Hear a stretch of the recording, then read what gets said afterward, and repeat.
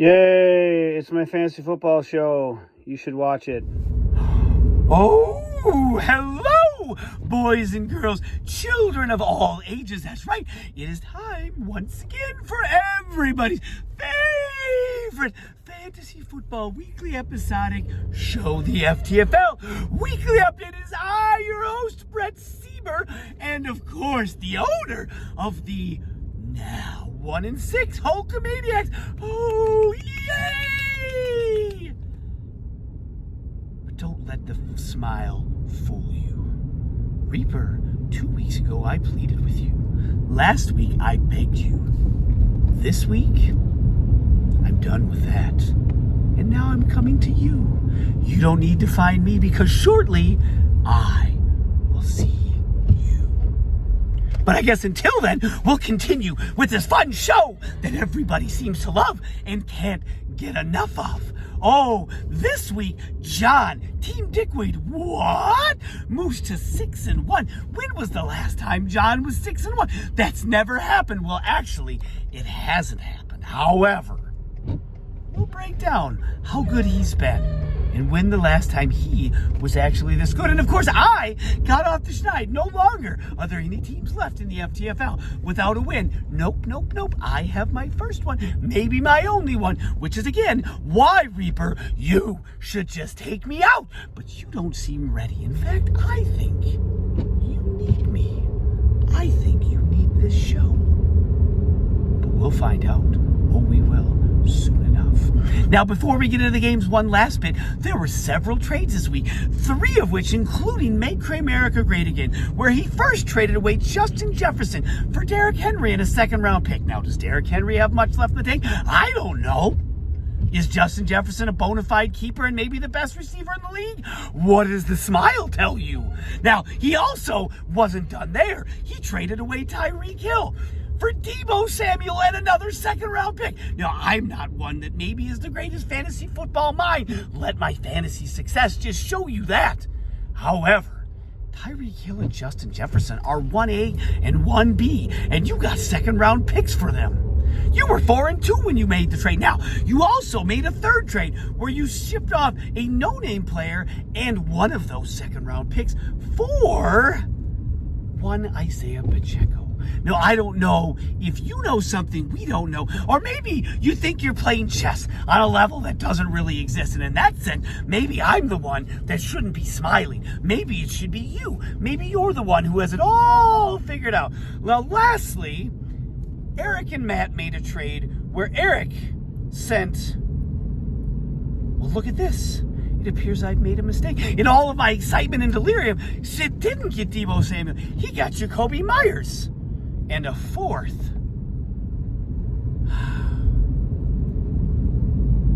And a first. Oh, there it is. I knew I must be missing something. No. Eric traded Deebo in a second to Matt. Matt, that's right, folks. Matt made a trade. Let's all stop for a moment, sit silently and ponder what must have happened to finally make that come to pass. All right, that's enough of the silence. No, Matt traded away Deebo Samuel in a second-round pick, and in return, he got DJ Moore and an 8th-round pick. All right, well, let's get into the games. Here we are now. First game, Team Dickweed coming in at a near-record 5-1, taking on Mana. 4-time Lucky Pants, breaking and entering, Title Steven, giving up on the season, and I keep winning football game, champ Mana. Coming in at 3-3. Well, wouldn't you know it? John moves to 6-1, 76.5 points for him, 69 points for Jeff. If you're John, it was a down week, but it was still enough to keep that frown upside down. 15 points for Pittman, 13.5 for Saquon, 11 for Washington's defense, and a mere 10 from Justin Herbert. Yet, he moves to 6-1. Now, if you're Jeff, Travis Etienne Jr., he got himself 17.5 points to go along with Kareem Hunt's 14. But what about Zach Moss, you say? Zach Moss has been a star for Jeff. Well, that star seems to be fading because he only got 4 points this week, which was the lowest outpoint of the season for him. Now, Matt Stafford also chipped in 12, but clearly it wasn't enough as Jeff now dips back below 500. All right, next up, to one of those teams that made a trade this week, the Radioactive Monkeys, who at 5-1 apparently got even better, taking on the Architect, who was 500 at 3-3. Another low-scoring affair, but this one also goes to the better team. Saltmarsh 76, Matt 65.5. Now, if you're Adam, 22 points for solid as a rock. Jalen Hurts and his newly acquired Tyreek Hill, 15.5 points. Sid, I think you're going to regret that trade. Now, Stephon Diggs had 11 points. Josh Jacobs, 2.5. Raheem Mostert, 2.5. That was his lowest of the season. And again, Raheem, I hate to say it, is the wet paper sack back? I guess time will tell. You're going to need more production from your running backs. For now, that was enough. Now, if you're Matt, Jonathan Taylor, he's now firing on all cylinders. 15.5 points for him. Tua with 10. Bijan got 0. Was he injured? Was he sick? Were they having other plans? We all wonder, don't we, about that? Adam Thielen was on a bye. He's been averaging 12 points a week, and quite clearly, you missed those points and you fall below 500. And the Radioactive Monkeys surge to a first place in the Southern Division. Now, the last game before fan mail here, we have Make Cray-America Great. Oh, this game. I love this game. Make Cray-America Great Again, coming in at 4-2, taking on the winless Hulkamaniacs. Well, if the smile on my face is any indication, you all know how this one went. Oh, that's right. The Hulkamaniacs won 16.5 to Make Cray-America Great Again's 96.5 points. If you're me, led the way. 22 points, Dustin Hopkins. That's right. A kicker. Yay! A kicker. 22 points. Jahmyr Gibbs. Welcome to the league. Maybe Dan Campbell will use them this way every week. You don't need David Montgomery. Let him sit his silly behind on that bench. 18.5 for Jahmyr. Cleveland's defense, 17. Darren Waller, his best game of the season, 15.5. I'm sensing a trend here. Lots of best games this week. Jordan Love had 14. St. Brown, 12.5. Isaiah, in his last performance as a Hulkamaniac, Pacheco got 12. Jones and Watson combined for 5 points. The Packers are struggling. Thus, I'm struggling too, but guess what? Not this week. If you're Sid, Lamar Jackson had 32 points. Mark Andrews, 18, because it was National Tight End Week, and why wouldn't he score? 14 points from Puka Nacua. Jacoby Myers, newly acquired, 11.5 points. Gabe Davis, only a half a point. Not going to get it done, old Gabe. Brett Maher, 4 points, and then was cut by his team. I wonder if Sid will cut him too, or if he's got some fifth-dimensional chess, he'll play and he'll tell us, no, Brett Maher is the kicker we all should have. And let's be honest, if Sid kept him, I'm sure he'd find a way for Brett Maher to score points anyway. Now, let's take a break for the games, because look what I've got. I've got fan mail. Oh, I wonder who this could be. It's been a while. Now, next week, I should share with you. Oh, Bart will be back with another edition of Fantasy Confessions. But this, my friend, this is a piece of mail from a bona fide fan of the show, which I know there are many of them. It says, Dear FTFL Update, hello, this is your good buddy, Number Muncher. The Number Muncher. You're a close second on the list, only to the Reaper. Once I finish with him, you're next. Now it says, wait. Oh, wait, hold on. Maybe I went too fast. Before you rip up the letter, I was about to. It's not all bad news for you. I heard your shout out to me last week about needing some numbers checked, so thanks for that. I've always got your back. As for John's best start twice, in 2018 and 2013, he started 5-2. Now, he was 5-2, and in both of those seasons, he finished in first of the division. He also went on to get a first round bye, and in both of those seasons, he failed to win in the second round.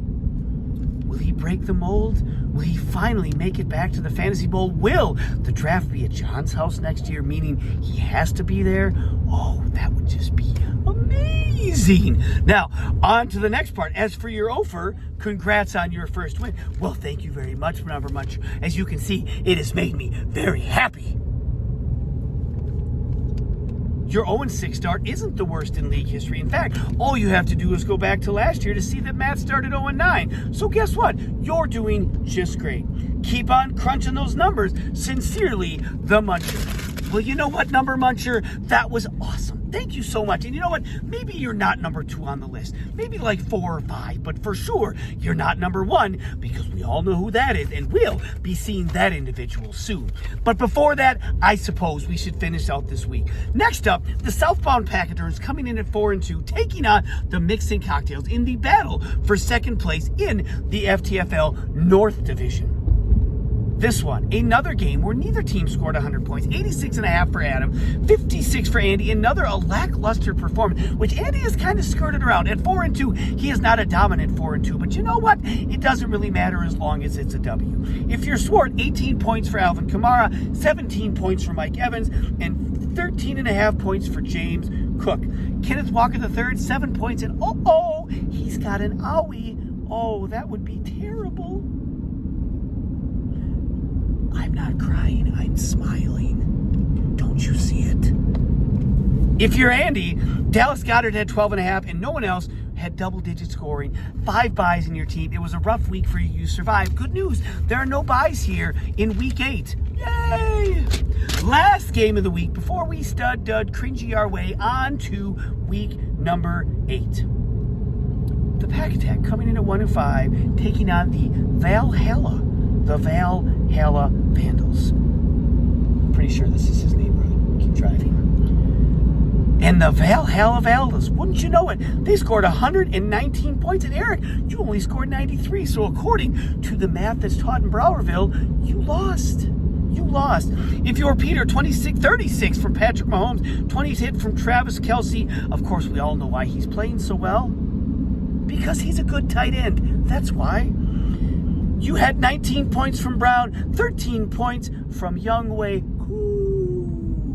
Gainwell and Gibson combined for 9 points. And you left Run CMC on the bench. Didn't think he was going to play. Whoopsies. I guess it didn't matter, but it does speak volumes of your ability to successfully run a fantasy football franchise, which of course is why we probably gave you the cringy anyways. And or renamed the award after you. Either which way. If you're Eric, 24 points for Josh the Ball Hog Allen, 19 for Christian Kirk in his second best performance in the last 3 years. Baltimore's defense had 14, Harris had 11.5, Amari Cooper, what a stinker, 1 point. You lose, you fall to 1-6. Peter, you fall to 2-6, and by the way, you're only 1 game out of a playoff spot, so keep fighting, buddy. Welcome, FTFL. To the fantasy graveyard. Some teams are up, like the Minnesota Vikings beating the best team in the NFL, while some teams are down, like the Packers losing to the worst team in the NFL. Speaking of down, let's go to the fantasy graveyard and find out who will be joining me in the underworld. Now, to the fantasy graveyard. Welcome to the graveyard. Let's see who it is. Yes, years of failure. Oh, so horrible your team is. Oh, but yet somehow you had a scoring bonanza this week. What is going on? Oh, you anger me. Oh, yes, the FTFL weekly update. Every time I hear about your updates, it angers me how pathetic your team is. Oh, yes, 2-time champ.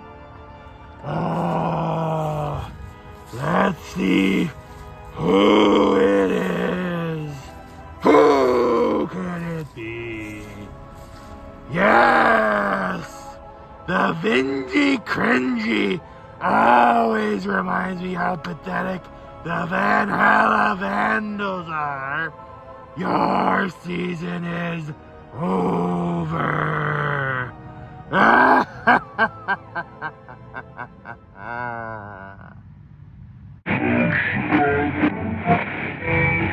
Now, lastly, we're going to wrap this up. And I appreciate you tuning in. And I hope that you are paying attention because we are getting really close to an episode you are not going to want to miss, including you, coward. I'm sorry, I mean Reaper. Stud of the week, Patrick Mahomes, 36 points. What an amazing performance he had. Dud of the week, the Falcons staff. Bijan Robinson, was he sick? Was he not sick? Should you have reported it?